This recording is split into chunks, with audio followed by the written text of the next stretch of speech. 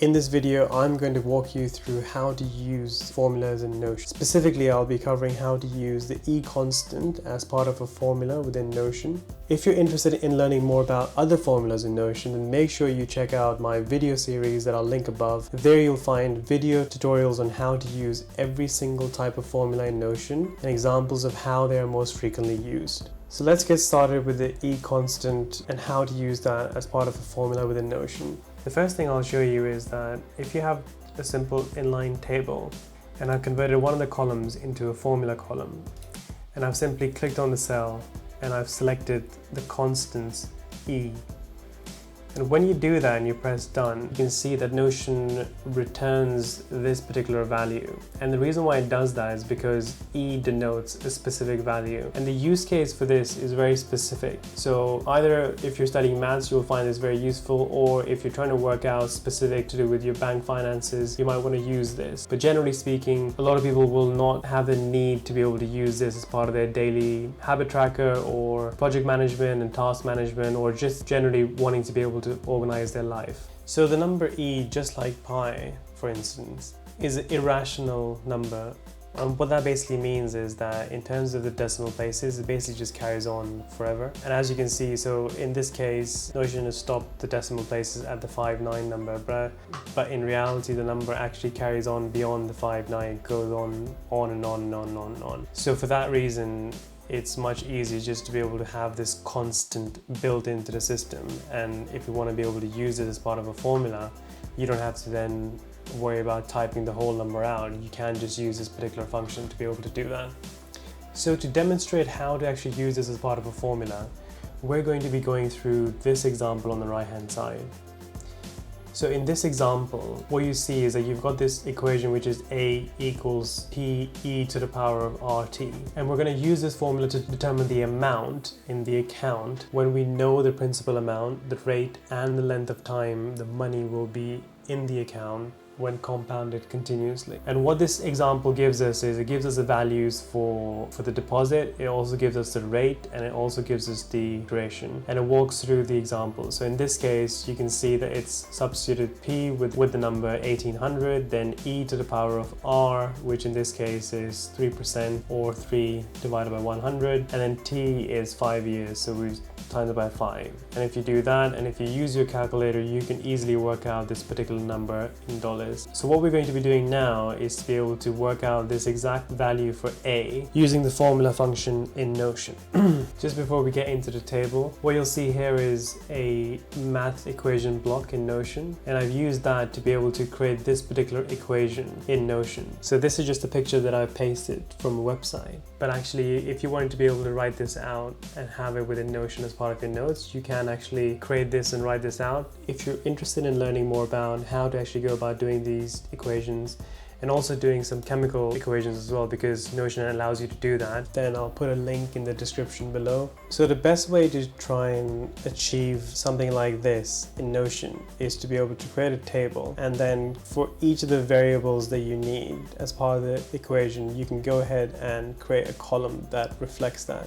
So in this case, I've created a column that denotes P, E, R, and T, which is the 4 things or the 4 elements of the equation. The next thing we need to be able to do is to be able to put this in a formula just like this so that we can work out the value of A. So there's actually 3 different ways of how you can use the formula within Notion using these variables to be able to come up with the same answer.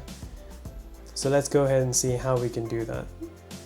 So I'm going to duplicate this table for purposes of this demonstration. So the first method is going to be using the exponent feature. So let's go ahead and start creating our formula. So we know that in order to work out the value of A, we need to start off with the value of P, which in this case we'll just select the property or the column header P. Then we need to be able to have P multiplied by the exponent or the E constant. So we'll go ahead and do that, and then we'll type in E and then raise it to the power of R times T, and then we'll press done. So as you can see, it's now given us the correct answer. So in Notion, if you want to have something which is to the power of, you have to use this particular symbol, and normally you find it on the letter 6 on your keyboard. So if you press Shift and 6, it will generally create this thing. But please do have a look at your keyboard to try and see where it sits on your keyboard. So you can see straight away the value of having E as a constant. If we didn't have that, you would have to type out manually 2.71828182845 and then you do that and you press done, and then you can see that it gives you the same answer, but it just takes a lot of time, and Notion just gives you the constant E to be able to work it out. So let's go ahead and do that. So the second method is quite similar to the first one, but as you can see, I've created a column that actually returns the value of E. So I can go ahead and use that as part of the formula. So I can say, let's say our property P, then we want to be able to times that by our property E, which is this particular column, and that already has the E constant number worked out. Then we'll raise it to the power of, and then we'll start our brackets.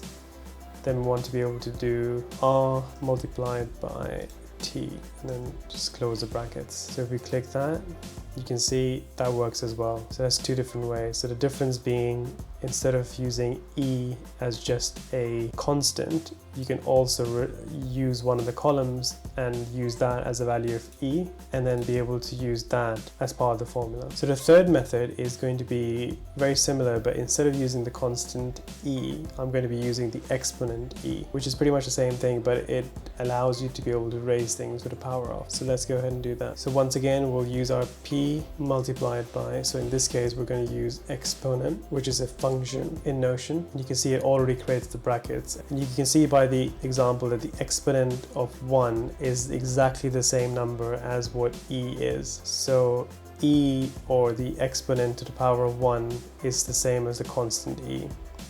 But in this case, our equation wants us to be able to say exponent to the power of RT. So again, let's go ahead and do that. So we'll do R multiplied by T. Let's go ahead and close the brackets. So you can see it's given us exactly the same number. So that's three different ways of using the formulas to be able to come to the same answer. And then I've just created a currency column, and then I've used the concatenation or the plus to be able to give it that value.